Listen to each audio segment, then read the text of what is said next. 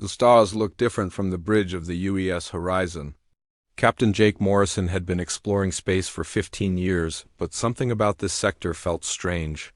The ship moved quietly through the darkness near the Kepler 442 system, its sensors sweeping for anything unusual. "Captain, we are getting a signal," said Lieutenant Amy Ross from her station. Her voice carried excitement mixed with concern. "It does not match any human patterns." Jake walked over to her console and looked at the readings. The signal was weak but steady, coming from somewhere beyond the third planet. "Can you clean it up?" "Working on it now, sir." Amy's fingers moved quickly across her controls. After a few minutes, the signal became clearer. It was definitely artificial, but unlike anything they had seen before. Dr. Lisa Walsh entered the bridge at that moment. She was the ship's chief scientist, specializing in alien life forms that they had never found until now.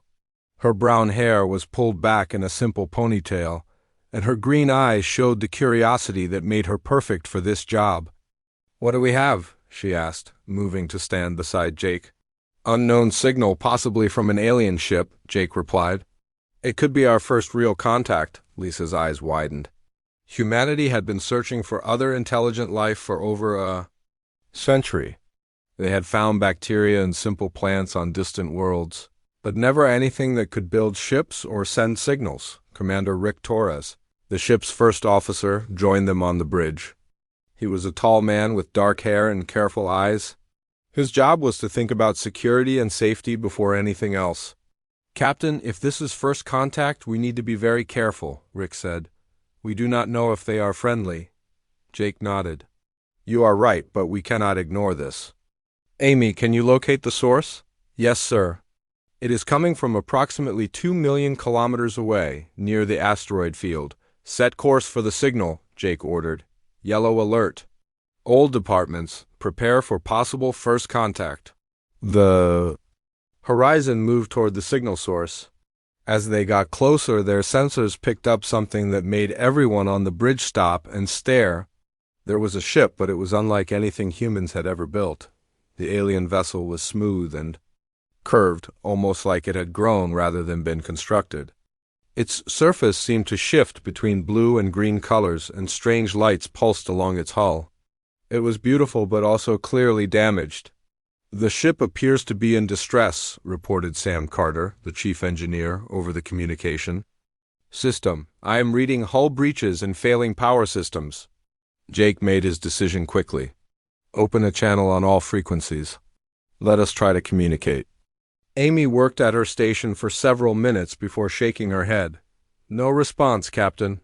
"They might not be receiving us, or they do not understand our signals." "What about their life signs?" Jake asked. Lisa checked her instruments. "I am reading multiple life forms aboard their ship. They appear to be alive but possibly injured." Jake looked at his crew. This was the moment that would change everything for humanity. They could play it safe and observe from a distance, or they could take a risk and try to help. "Prepare a shuttle," Jake decided. "Rick, Lisa, Sam, you are with me. Amy, you have the bridge." "Captain, is that wise?" Rick asked. "We do not know anything about them. If they wanted to hurt us, they would have done it already," Jake replied. "Besides, if someone found us damaged and floating in space, I would hope they would try to help." The shuttle bay was busy as the team prepared for their mission. Sam loaded tools and basic medical supplies while Lisa brought her scientific equipment. Rick checked their weapons, though Jake hoped they would not need them. The shuttle approached the alien ship slowly. As they got closer, they could see the damage was extensive. Large sections of the hull had been torn open and debris floated around the vessel. "There," Lisa pointed to what looked like an opening. "That might be a docking bay." Sam piloted the shuttle carefully through the opening. Inside, they found themselves in a space that was clearly designed for ships, though. Everything was curved and organic-looking. The atmosphere showed as breathable on their scanners, though it was thicker than Earth normal. They put on their breathing masks and left the shuttle. The artificial gravity was lighter than Earth's, making each step feel bouncy. Strange sounds echoed through the corridors, and the walls seemed to pulse with their own light. This way, Lisa said, following her scanner toward the strongest life signs. They are not far. They moved through corridors that felt more like walking inside a living creature than a machine. The walls were smooth and warm to the touch, and there were no sharp corners anywhere. Finally, they reached what appeared to be the bridge. Several alien beings were there, and Jake felt his breath catch. They were unlike anything he had imagined. The aliens were humanoid but clearly adapted for water. Their skin was translucent blue, and he could see what looked like gills along their necks. They had large eyes that seemed to hold great intelligence and gentle expressions despite their obvious distress. One of them, wearing what appeared to be a uniform, approached them carefully. It spoke in a voice that sounded like water flowing over stones. But there was something musical about it. Lisa immediately activated her translation device. After a few moments, it began to produce rough English words. Greetings, visitors ... We grateful ... for ... assistance. Jake stepped forward slowly, his hands visible and empty. We are humans from the planet Earth. We received your distress signal and came to help. The alien's large eyes seemed to brighten. It spoke again, and the translator worked better this time. I am Kala 7, science officer of this vessel. We are called Zephyrians. Our ship was damaged by asteroid impact. I am Captain Jake Morrison of the human ship Horizon, Jake replied. These are my officers, Commander Rick Torres, Dr. Lisa Walsh, and Chief Engineer Sam Carter. We would like to help repair your ship if you will allow us. Kala 7 turned to speak with another Zephyrian, this one older and wearing more elaborate clothing. After a brief conversation, the older alien approached. I am Elder Nuru, commander of this vessel. The translator converted his words. Your offer of assistance is most unexpected and generous. We accept your help with gratitude. Over the next several hours, the two crews worked together. Sam and the Zephyrian engineers found ways to combine human tools with alien technology. The Zephyrians were amazed by human ability to improvise solutions, while the humans were impressed by the advanced biological computers that ran the alien ship. Lisa and Kala 7 worked closely together, sharing scientific knowledge and learning about each other's species. The Zephyrians came from a water world where cooperation was essential for survival. They had developed technology that worked with living systems rather than against them. As the repairs progressed, Jake found himself talking with Elder Nuru about their respective civilizations. The Zephyrians were peaceful explorers and scientists, much like the humans claimed to be. They had been traveling between star systems for centuries, always avoiding conflict and seeking knowledge. Your species is remarkable, Elder Nuru said as they watched their crews work together. Most beings we have encountered are suspicious of strangers. We believe that cooperation makes everyone stronger, Jake replied. Besides, helping others is just the right thing to do. Elder Nuru's expression showed something that might have been approval. This attitude may bring you trouble in this region of space. What do you mean? Jake asked. Elder Nuru looked around to make sure they were not overheard. There are others in this area who do not share your peaceful intentions. They call themselves the hegemony, and they believe that might makes right. We have dealt with bullies before, Jake said. Humanity does not back down from doing what is right. That is what concerns me, Elder Nuru replied quietly. The hegemony has destroyed species for less than what you have done for us today. The repairs took 2 days to complete. During that time, the two crews learned much about each other. The Zephyrians shared their knowledge of local star systems and their advanced propulsion technology. The humans demonstrated their remarkable adaptability and their willingness to take risks to help others. When the Zephyrian ship was finally ready to depart, there was genuine sadness on both sides. Kala 7 and Lisa had become close friends, sharing scientific theories and cultural stories. The engineers had learned much from each other, and even Rick had developed respect for the Zephyrians' careful approach to security. As the alien ship prepared to leave, Elder Nuru sent a final message. Captain Morrison, your species has shown us something we had not seen before. Most beings help others only when it benefits them. You helped us simply because it was right. This gives us hope, but it also makes us fear for you. Jake replied, "Thank you for your warning, Elder Nuru, but humanity has learned that some things are worth fighting for. Friendship is one of them." The Zephyrian ship disappeared into hyperspace, leaving the horizon alone among the stars. But something had changed.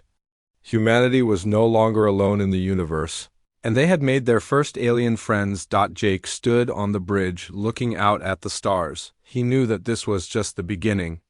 Whatever challenges lay ahead, humanity would face them with the same courage and determination that had brought them to the stars in the first place. 3 months had passed since the first meeting with the Zephyrians. The UES Horizon now floated in orbit around Aquatica Prime, the beautiful blue world that the Zephyrians called home. What had started as a simple rescue mission had grown into something much more important. Captain Jake Morrison stood in the observation deck of the new research station they had built in the asteroid field nearby. Through the transparent walls, he could see Zephyrian ships moving gracefully between the rocks, their bioluminescent hulls glowing like sea creatures in the deep ocean. "The cultural exchange program is working better than we hoped," said Dr. Lisa Walsh as she joined him at the window. She carried a datapad filled with notes from her daily meetings with Kala 7 and the other Zephyrian scientists. "The technology sharing has been incredible too," Jake replied. "Sam says the new propulsion system will cut our travel time by half." Lisa nodded enthusiastically. "And the Zephyrians are fascinated by our engineering methods. Kala 7 told me yesterday that they never thought to use metal alloys the way we do." The friendship between the two species had grown stronger every day. Human engineers worked alongside Zephyrian biotechnicians to create new solutions to old problems. The Zephyrians taught humans about living technology that could repair itself, while humans showed them how to build structures that could survive in harsh environments. Commander Rick Torres entered the observation deck with a serious expression on his face. "Captain, we have 3 more human ships arriving today. The UES Defiant, the UES Guardian, and the UES Explorer." Jake was pleased to hear this news. "Good. The more ships we have here, the better we can protect our new friends." "The Defiant is a heavy cruiser," Rick continued. "Captain Ben Clark is commanding. He has experience with hostile contacts." "Hopefully we will not need that experience," Jake said, but he knew it was better to be prepared. The ships arrived right on schedule. The UES Defiant was an impressive sight, twice the size of the Horizon and built for war. Its angular hull and weapon ports made it look dangerous even when peaceful. Captain Ben Clark came aboard the Horizon for a meeting that evening. Clark was a veteran officer with gray hair and scars that told stories of past battles. He shook Jake's hand firmly and got straight to business. "I have been reading your reports about these Zephyrians," Clark said. "They seem like good people, but I am worried about this hegemony threat they mentioned." "We have been monitoring space around this system," Jake replied. "Nothing unusual so far." "That might change," Clark warned. "Command sent me here because they are taking the threat seriously. A military alliance that has conquered 47 systems is not something to ignore." Elder Nuru had visited the human station several times during the past months. Each time he had shared more information about the hegemony. They were a collection of 3 species that had joined together to conquer other worlds. The Kratari were insect-like warriors who loved to fight. The Velkos were reptilian and preferred strategy over direct combat. The Mordani were silicon-based beings who built the weapons and ships for the Alliance. "The Zephyrians have been hiding from them for decades," Lisa added. "They stay in systems that are hard to find and avoid drawing attention. But now they have human friends," Rick pointed out. "That changes everything." Jake looked out at the peaceful scene beyond the window. Zephyrian children were playing in the shallow seas of their world while their parents worked on joint projects with human scientists. It was exactly the kind of future he had hoped for when humanity first reached for the stars. "If trouble comes, we will face it together," Jake decided. "The Zephyrians took a risk by trusting us. We owe them the same loyalty," Captain Clark nodded approvingly. That is what I hoped you would say. My crew is ready if you need us. 2 days later, the peaceful routine was shattered. Lieutenant Amy Ross was on duty at the sensor station when she detected something that made her blood run cold. Captain Morrison to the bridge immediately, she announced over the communication system. Her voice carried an urgency that brought Jake running. What is it, Amy? Jake asked as he arrived on the bridge. Multiple ships dropping out of hyperspace at the edge of the system, she reported. 57 vessels, all unknown configurations. Jake felt his stomach drop. Are they hegemony? Unknown, but they are definitely not human or Zephyrian, Amy replied. They are moving into formation and heading this way. Rick Torres was already at his station, coordinating with the other human ships. Captain Clark is moving the Defiant to intercept position. The Guardian and Explorer are taking defensive positions around the research station. Contact Elder Nuru immediately, Jake ordered. We need to know if these are the ships he warned us about. Within minutes, Elder Nuru appeared on the main screen. His usually calm expression showed fear and sadness. Captain Morrison, the hegemony has found us. I'm sorry we brought this danger to your people. How long do we have? Jake asked. They will broadcast their demands soon, Elder Nuru replied. The hegemony always gives their victims a chance to surrender before they attack. As if summoned by his words, a new signal appeared on the communication channels. The image that appeared on screen was terrifying. A creature that looked like a giant insect with razor-sharp claws and acid-dripping mandibles stared at them with compound eyes that showed no mercy. I am High Commander Thex Kratari of the Hegemony Fleet, the creature announced in a voice like grinding metal. Primitive. Species will submit to hegemony authority or face extinction. The aquatic ones have harbored illegal contact with unknown aliens. Surrender within 1 solar cycle or be destroyed. The transmission ended, leaving the bridge in stunned silence. Jake looked at his crew and saw the same determination in their eyes that he felt in his heart. Amy, get me a channel to all human. Ships and the Zephyrian fleet, Jake ordered. Channel open, Captain. Jake took a deep breath and spoke clearly. This is Captain Jake Morrison of the United Earthship Horizon. We have received your ultimatum, High Commander. Here is our response. The Zephyrians are under human protection. Any hostile action against them will be considered an act of war against humanity. We strongly advise you to reconsider your position. The reply came back within minutes. High Commander Thex Kratari's laughter sounded like breaking glass. Your species will serve as an example to others who defy the hegemony. Prepare for extinction. Captain Clark's voice came over the communication system. All human ships, this is the Defiant, battle stations. We have a fight on our hands. Jake looked at Rick, who was already coordinating defensive positions. How many ships do we have? 4 human ships and 12 Zephyrian vessels, Rick reported. They have 57 warships. Those are not good odds, Jake admitted. We have faced worse, Rick lied, but Jake appreciated the effort. Dr. Lisa Walsh had been quiet during the exchange, but now she spoke up. Captain, I have an idea. The Zephyrians have been developing new biotechnology that could help us. If we can combine it with our weapon systems. Do it, Jake ordered. Contact Kala 7 and get started immediately. Elder Nuru appeared on screen again. Captain Morrison, please reconsider. The hegemony has destroyed entire civilizations. Your ships are brave, but they cannot win against such numbers. Elder Nuru, with respect, you do not understand humans very well yet, Jake replied. We do not abandon our friends, ever. The old Zephyrian's expression showed something between admiration and despair. Then we will stand with you, Captain Morrison.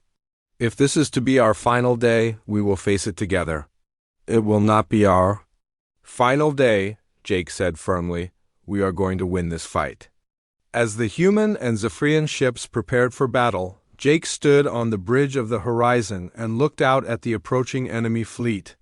The hegemony ships were dark and angular, built for war and destruction. They moved in perfect formation.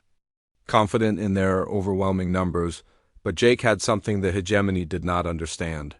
He had friends worth dying for, and that made all the difference. "All ships, this is Captain Morrison," he announced over the fleet communication channel. "Today we fight not just for ourselves, but for the right of all species to choose their own destiny. Today we show the galaxy that bullies will not be tolerated. Today we make the hegemony regret they ever heard of humanity." The battle was about to begin. The battle began at dawn, Aquatica prime time. The hegemony fleet moved forward like a dark cloud, their ships bristling with weapons and shields that shimmered with alien energy. High Commander Thex Kratari had expected this to be a quick victory against primitive species who dared to defy the hegemony. Captain Jake Morrison stood on the bridge of the horizon, watching the enemy approach. The human and Zephyrian ships looked tiny compared to the massive hegemony fleet, but Jake felt no fear. He had made his choice, and he would live or die by it. "All ships begin evasive maneuvers," Jake ordered. "Stay in the asteroid field and use the rocks for cover." The human ships moved quickly between the floating stones, their smaller size and better engines giving them an advantage in the cluttered space.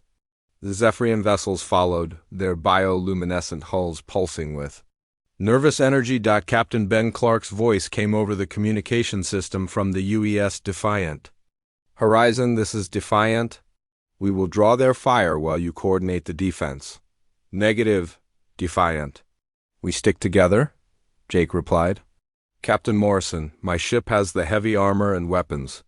"Let us do our job," Clark insisted, before Jake could respond. The hegemony fleet opened fire. Beams of red energy and explosive missiles filled the space around them. The first shots missed as the human ships darted between asteroids, but Jake knew their luck would not last forever. "Return fire," Jake ordered. "All weapons target their lead ships."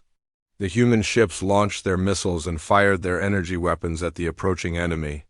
The shots struck the hegemony shields and exploded harmlessly. The enemy armor was stronger than anything they had faced before. "Our weapons are not getting through," reported Lieutenant Amy Ross from her station. "Captain, I have an idea," said Chief Engineer Sam Carter over the communication system. "Dr. Walsh and I have been working on something with the Zephyrians. We can modify our weapons to work with their biotechnology." "How long do you need?" Jake asked. "Give me 10 minutes," Sam replied. "You have 5, Jake said as another volley of enemy fire exploded nearby. The battle was going badly. The hegemony ships were bigger, stronger, and more numerous. Their weapons could punch through asteroid rock like it was paper, and their shields seemed to absorb every shot the human Zephyrian alliance could throw at them. Captain Clark's UES Defiant was leading hit-and-run attacks against the enemy fleet, but even the heavy cruiser's powerful weapons were not doing enough damage. The hegemony ships just kept coming, their formation perfect and their fire deadly accurate. "Captain, we have lost contact with the UES Explorer," Amy reported. "They took a direct hit to their engine compartment." Jake closed his eyes for a moment. Good people were dying, and he was responsible for their deaths, but he could not let himself think about that now. He had to focus on the battle. "All ships, fall back to defensive position around the research station," Jake ordered. "We need to buy Sam more time." The human and Zephyrian ships regrouped around the small station, where they had been working together for the past 3 months. The hegemony fleet followed, moving slowly and confidently. They knew they had the advantage. High Commander Thex Kratari's voice came over the communication channels. "Human Captain, your resistance is admirable but futile. Surrender now and we will make your deaths quick." Jake activated the communication system. "This is Captain Morrison. We have a message for you, High Commander." "Go to hell." The Kratari's laughter echoed across the void. "Your species has spirit. We will enjoy breaking it." The enemy ships opened fire on the research station. The small outpost's shields flickered and failed under the massive bombardment. Jake watched in horror as the place where humans and Zephyrians had worked together was destroyed in seconds. "That was our home," whispered Kala 7 over the communication link. The Zephyrian scientist sounded heartbroken. "We will build another." "1," Jake promised. "But first we need to win this fight." Sam Carter's voice came through the communication system. "Captain, the weapon modifications are ready. We have combined human explosive power with Zephyrian biotechnology. These new missiles can adapt to enemy shields." "All ships, load the new weapons," Jake ordered. "Let us see what humanity and our friends can do together." The modified missiles launched from the human ships and flew toward the hegemony fleet. As they approached the enemy shields, the biotechnology components began to change and adapt. The missiles shifted their energy signatures and found weak points in the alien defenses. The explosions that followed were spectacular. 3 hegemony ships were destroyed immediately, and 2 more were heavily damaged. The enemy formation wavered for the first time. "It worked," Sam reported excitedly. "The bioweapons are learning from each attack." High Commander Thex Grattery's voice carried anger now instead of amusement. "All ships, focus fire on the human vessels. Destroy them immediately." The hegemony fleet concentrated their attack on the human ships. The used Guardian exploded under heavy fire, taking 30 brave crew members with it. The UES Defiance shields were failing, and Jake could see burn marks across its hull. "Captain Clark, get out of there," Jake ordered. "Negative, Horizon. We are going to make them pay for every shot," Clark replied. Commander Rick Torres appeared at Jake's side. "Captain, I have a plan. It is dangerous, but it might work." "I am listening," Jake said. "We can use the asteroid field to our advantage. If we can lure them deeper into the rocks, we can cause a chain reaction that will destroy several of their ships." Jake looked at the tactical display. Rick was right, but it would require someone to get very close to the enemy fleet. "Who would pilot the mission?" "I will," Rick said simply. "Load one of our fighters with all the new bioweapons we have left. I can get close enough to trigger the reaction." Jake shook his head. "I cannot ask you to do that, Rick. It would be suicide." "You are not asking, Captain." "I'm volunteering," Rick replied. "Those Zephyrians risked everything to trust us. Now it is our turn to risk everything for them." Before Jake could stop him, Rick was heading for the fighter bay. Within minutes, he was flying a small ship loaded with every explosive device they could fit inside. "All ships, this is Commander Torres," Rick announced. "I am going to clear a path through the enemy fleet. When you see the fireworks, hit them with everything you have." Jake watched on the main screen as Rick's fighter darted between the massive hegemony ships. The enemy weapons tried to target the small, fast vessel, but Rick was the best pilot Jake had ever seen. He weaved between the laser beams and missiles like he was dancing. "Rick, you can still abort," Jake said over the communication link. "Not a chance, Captain." "Tell my wife I love her," Rick replied. The fighter reached the center of the enemy formation and exploded. The blast was so bright that the main screen automatically dimmed to protect their eyes. The explosion triggered a chain reaction through the asteroid field, and massive rocks began colliding with hegemony ships. "Now," Jake shouted, "all ships, attack." The human and Zephyrian vessels launched every weapon they had at the confused enemy fleet. The bioweapons found their targets and exploded with devastating effect. Ship after ship disappeared in brilliant flashes of light. When the destruction finally ended, 23 hegemony ships had been destroyed or disabled. The remaining fleet was damaged and disorganized. High Commander Thex Grattery's flagship was still intact, but it was smoking and listing to one side. "We did it," Amy said in amazement. "We actually hurt them." But Jake knew the victory had come at a terrible cost. The UES Guardian and UES Explorer were gone along with most of their crews. Rick Torres, his best friend and most trusted officer, was dead. The research station was destroyed, and several Zephyrian ships had been lost as well. High Commander Thex Grattery appeared on the main screen one final time. His insectoid features were twisted with rage and disbelief. "This is impossible. Number species has ever inflicted such damage on a hegemony fleet." "You picked the wrong species to threaten," Jake replied coldly. "This is not over, human. The Hegemony High Council will send the full war fleet. Your entire species will pay for this." "Defiance. We will be ready," Jake promised. The damaged hegemony fleet began to retreat, but not before the Excretari sent one final message. You fight with the fury of animals, but not for yourselves. You fight for others. This makes you dangerous in ways we do not understand. The High Council must know about this. As the enemy ships disappeared into hyperspace, Jake slumped in his captain's chair. They had won the battle, but the war was just beginning. The hegemony would return with more ships and better preparation. Elder Nuru appeared on the main screen. The old Zephyrian's eyes were filled with tears. Captain Morrison, we are sorry for the losses you have suffered. Perhaps we should have surrendered. Never, Jake said firmly. Rick died fighting for something he believed in. We will not let his sacrifice be meaningless. Dr. Lisa Walsh looked up from her station. Captain, I am reading something strange. The damaged hegemony ships we captured are sending out signals. What kind of signals? Jake asked. They appear to be sending information about us back to their home territory. Details about our tactics, our weapons, and our willingness to fight.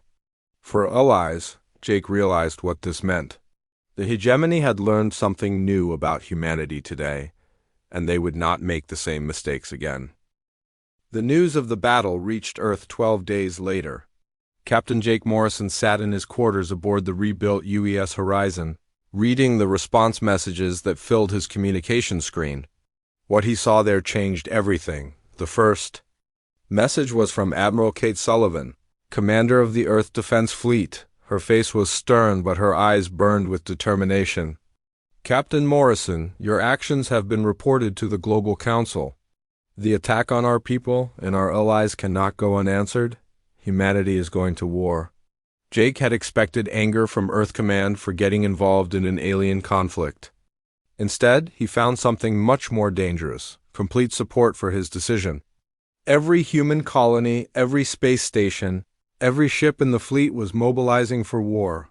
The second message came from General Paul Martinez, head of the Colonial Marines.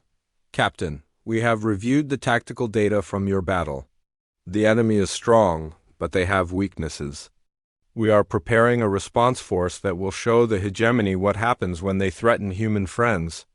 Dr. Lisa Walsh entered Jake's quarters as he finished reading the messages.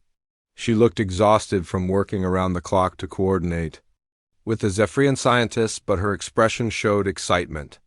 Jake, you need to see this, she said, activating her datapad. We have been in contact with other species in hegemony space. They are sending us information about hegemony tactics and weaknesses. Other species? Jake asked. I thought they had all been conquered. Conquered, yes, but not broken, Lisa replied. There are resistance movements on dozens of worlds. They have been waiting for someone strong enough to fight back. The datapad showed star maps with hidden bases and secret communication networks. Species that the hegemony thought were completely under control had been preparing for rebellion. They just needed someone to lead the fight. KLA-7 appeared in the doorway, her translucent blue skin flickering with the patterns that showed deep emotion among her people. Captain Morrison, Elder Nuru wishes to speak with you. It concerns the war preparations. Jake followed the Zephyrian scientists to the main conference room. Elder Nuru was there along with several other Zephyrian leaders. Their expressions were serious but determined. Captain Morrison, Elder Nuru began, we have made a decision that goes against thousands of years of our culture. The Zephyrian Council has voted to abandon our peaceful ways and fight alongside humanity. Jake was surprised. Zephyrians were naturally peaceful beings who had never waged war against anyone. Elder Nuru, are you certain about this? Once you cross this line, there is no going back? We crossed that line when we chose to trust humans, Elder Nuru replied. Your Commander Torres died protecting our people. We will not let his sacrifice be meaningless. The old Zephyrian activated a holographic display that showed their planet's industrial facilities. We are converting our biotechnology centers to produce weapons. Our ships will carry living missiles that can adapt to any defense. Our scientists will share every secret we have learned about the hegemony. Jake felt a mixture of pride and sadness. The Zephyrians were giving up their peaceful nature because humans had shown them friendship. It was both an honor and a terrible responsibility. Over the following weeks, ships began arriving in the Aquatica Prime system. Not just human ships, but vessels from species that Jake had never heard of before.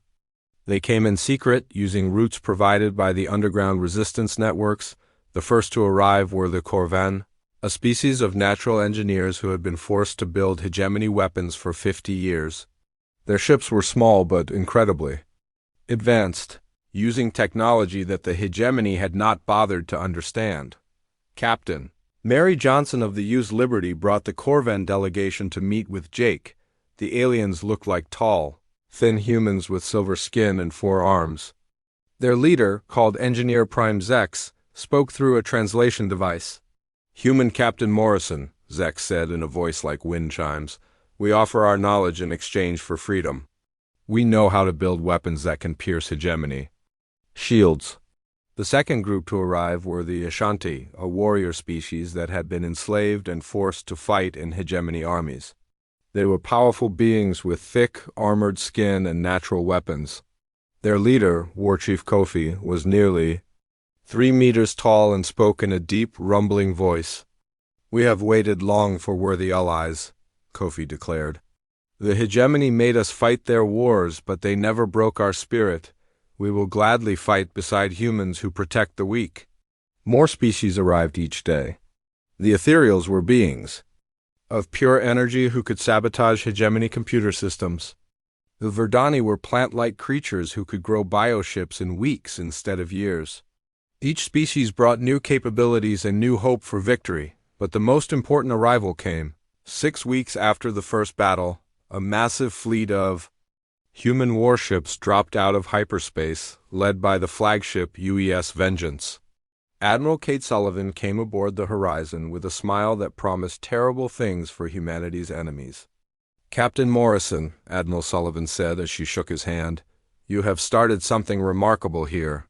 Earth Command has authorized me to inform you of your promotion to Fleet Admiral. You will command the Liberation Fleet." Jake was stunned. "Admiral, I am honored, but I am not qualified to command such a large force." "You are the man who chose to fight for alien friends when it would have been easier to run away," Sullivan replied. "That makes you exactly the right person for this job." The human fleet was unlike anything Jake had ever seen. 200 heavy cruisers and battleships formed the main battle line. 500 destroyers and frigates provided support and reconnaissance. 1,000 fighter squadrons gave them superiority in small craft combat. 50,000 colonial marines were ready to liberate conquered worlds. General Martinez came aboard to brief Jake on the ground forces. "Admiral Morrison, we have been training with equipment provided by our new allies. The Corvan gave us shield-piercing weapons. The Ashanti taught us their combat techniques. The Zephyrians provided bio-armor that can repair itself." The planning sessions went on for days. Jake found himself coordinating with military leaders from a dozen different species, each bringing their own strengths to the alliance. The hegemony had conquered many worlds, but they had never faced a coordinated rebellion of this size. Dr. Lisa Walsh had been working with the resistance networks to identify the best targets for their first attacks. She spread a star map across the conference table and pointed to several systems. "We should hit these 12 systems simultaneously," she explained. "Each one has strategic importance, and they all have large populations of enslaved species who can join us once they are liberated." Admiral Sullivan studied the map carefully. "What about their response time? How quickly can the hegemony reinforce these positions?" "According to our intelligence, they will need at least 2 weeks to organize a coordinated response," Lisa replied. "If we move fast, we can liberate these systems and be gone before they can stop us." Jake looked at the assembled leaders around the table. Humans, Zephyrians, Corvan, Ashanti, and representatives from 6 other species all working together toward the same goal. It was exactly what he had hoped for when humanity first reached for the stars. "How long before we are ready to begin operations?" Jake asked. "The fleet can move in 3 days," Admiral Sullivan reported. "My warriors are ready now. declared War Chief Kofi. Zephyrian bioships will be fully armed in 2 days, added Elder Nuru. Jake made his decision. We launched the liberation campaign in 72 hours. Send a message to every resistance cell in hegemony space. The cavalry is coming. As the meeting broke up, Jake remained behind to study the star charts. In 3 days they would begin. The largest military campaign in human history. They would be fighting not for conquest or resources, but for the simple idea that all sentient beings deserve to be free. Admiral Sullivan approached him as he stood alone at the table. Having second thoughts, Admiral? No, Jake replied firmly. Just thinking about how we got here. 6 months ago, we were exploring empty space. Now we are about to liberate a galaxy. The hegemony made a mistake when they threatened your friends, Sullivan observed. They showed humanity what we were really fighting for, Jake nodded. Rick Torres died believing that some things are worth any sacrifice. Tomorrow we find out if he was right. Outside the conference room windows, the greatest fleet in human history prepared for war. Ships from a dozen worlds worked together, their crews united by a common cause. The hegemony had ruled through fear and strength for centuries, but they had never faced an enemy like this. They had never faced hope. The war began exactly as planned. Fleet Admiral Jake Morrison stood on the bridge of the UES Vengeance, watching 12 different battle groups jump to hyperspace simultaneously. Each group targeted a different hegemony system, carrying liberation. To worlds that had been enslaved for decades, the first reports came back within hours. Admiral Sullivan's force had destroyed the shipyards at Crixos Station, while General Martinez's Marines were liberating the prison world of Thymus. The Ashanti warriors fought alongside human soldiers, their natural armor protecting them as they charged hegemony defensive positions. Admiral, we are receiving surrender broadcasts from 3 systems already, reported Captain Amy Ross, who had been promoted to serve as his communications officer. The local hegemony forces are overwhelmed by the coordinated attacks. Jake nodded with satisfaction. The plan was working better than he had hoped. By hitting multiple targets at once, they had prevented the hegemony from concentrating their defenses.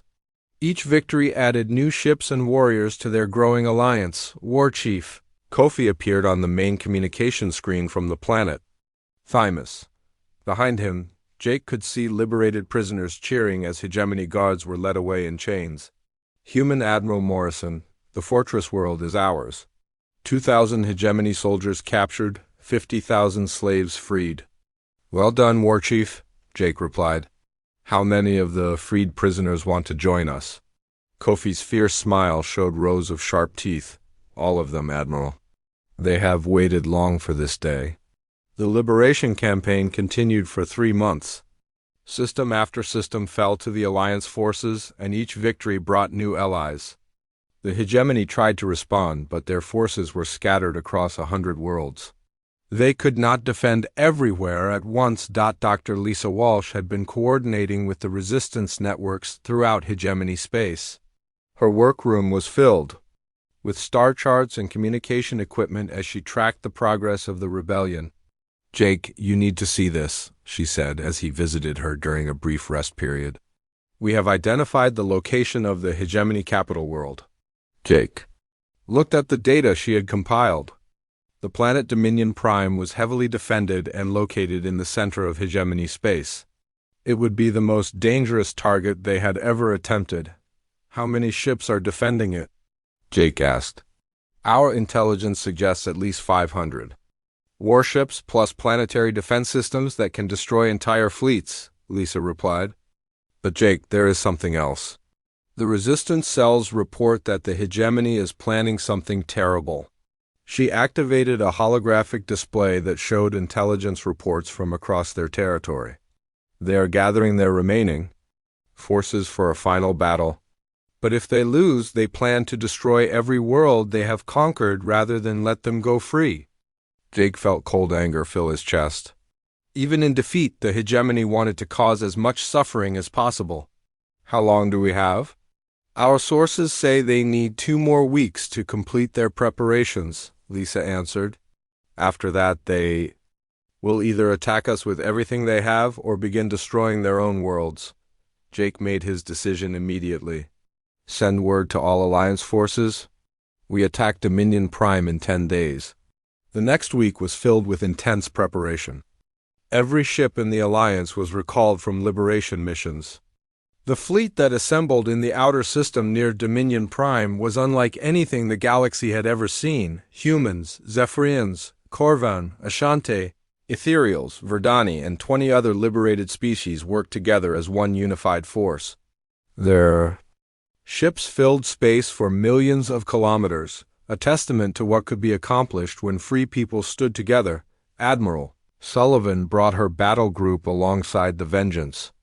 Admiral Morrison, the fleet is ready for final assault. We have 1,500 ships and 200,000 ground troops. The enemy has us outnumbered in defensive positions, Jake replied, but they have never faced a force like this.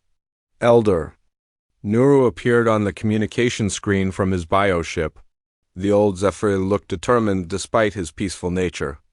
Admiral Morrison, our living weapons are prepared. We will pierce their shields with the fury of evolution itself. Engineer Prime Zex reported from the Corvan Task Force. Human Admiral, our shieldbreaker weapons are charged and ready. Today we repay 50 years of slavery. As the Alliance fleet approached Dominion Prime, the hegemony forces moved to intercept them. The enemy ships were massive and dark, built for intimidation as much as warfare. At their head was the flagship Dominator, commanded by Supreme Overlord Vex Velkos himself. The Supreme Overlord appeared on all communication channels, his reptilian features twisted with rage. Foolish creatures, you have signed your own death warrants. Today the hegemony will crush this rebellion and show the galaxy the price of defiance. Jake activated the fleet-wide communication system. All ships, this is Admiral Morrison. Today, we fight not for conquest or revenge, but for the simple right of all beings to live free. Today we end the age of tyranny. The battle began with the largest exchange of fire in galactic history. Thousands of ships engaged across millions of cubic kilometers of space. The Alliance forces used their speed and coordination to outmaneuver the heavier hegemony vessels. While the Zephyrian bioweapons adapted to enemy shields in real time, the fighting was fierce and desperate. The UES Liberty exploded under concentrated fire, taking Captain Mary Johnson and 300 crew members with it. The Ashante heavy cruiser Warrior's Pride rammed a hegemony dreadnought, destroying both ships in a massive explosion, but slowly, the Alliance forces began to gain the advantage. The Corvan shieldbreakers punched holes in enemy defenses, while ethereal fighters sabotaged hegemony computer systems from within. The Verdani bioships grew new weapons during the battle, adapting faster than the enemy could respond. Jake led the final assault on the Dominator personally. The Vengeance and a dozen escort ships fought their way through the enemy fleet toward the hegemony flagship. Supreme Overlord Vex Velkos tried to retreat to the planet's surface, but Alliance fighters blocked his escape. This ends now, Jake announced as his Marines prepared to board the enemy ship. The boarding action was brutal but brief. Colonial Marines and Ashanti warriors fought side by side through the corridors of the Dominator. Supreme Overlord Vex Velkos made his final stand on the bridge.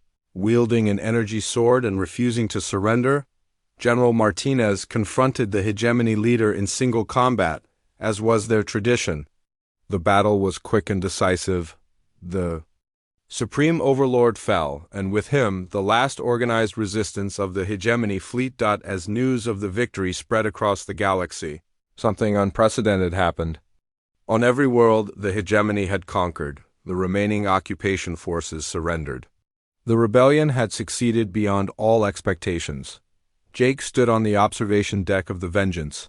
Looking down at Dominion Prime, the planet that had been the center of galactic tyranny was now free. Ships from dozens of liberated species filled the orbital space, working together to establish a new government. Dr. Lisa Walsh joined him at the window. The Galactic Coalition for Mutual Defense has been officially established. Representatives from all 47 liberated worlds have signed the charter. What about the hegemony leadership? Jake asked. They will be tried for war crimes by a joint tribunal, Lisa replied. The 3 core species will be relocated to their original homeworlds under Coalition oversight. Elder Nuru appeared beside them, his aged features showing satisfaction. Admiral Morrison, the Zephyrian Council wishes to express our eternal gratitude. Without human friendship, we would still be hiding in the darkness. You do not need to thank us, Jake replied. Friends protect each other. That is what friends do. War Chief Kofi's voice boomed from the communication system. Human Admiral Morrison, the Ashanti people wish to propose the Coalition motto, "No one fights alone." Jake smiled. It was perfect. Motion approved, War Chief. 5 years later, Jake Morrison stood in the same observation deck, but now he looked out at a very different galaxy. The rebuilt Zephyrian homeworld sparkled with new cities where humans and aliens worked together. Trade ships from dozens of species traveled freely between the stars. The Galactic Coalition had grown to include 73 different worlds. New species were discovered regularly, and each was welcomed with the same friendship that humanity had shown the Zephyrians so long ago. Admiral Sullivan had taken command of the Coalition defense fleet, ensuring that no future tyrants could threaten the peace they had built. General Martinez led the peacekeeping corps, helping newly discovered species establish their own governments. Dr. Lisa Walsh had become the Coalition's chief science officer, coordinating research projects that benefited all member species. The combination of human adaptability, Zephyrian biotechnology, and dozens of other scientific traditions had led to discoveries that none of them could have made alone. Admiral Morrison, Elder Nuru said as he joined Jake at the window, there is something I must tell you. Our long-range exploration ships have detected signals from beyond the galactic rim. It appears we are not alone in the universe. Jake looked out at the stars with excitement rather than fear. Whatever was out there, humanity and their friends would face it together.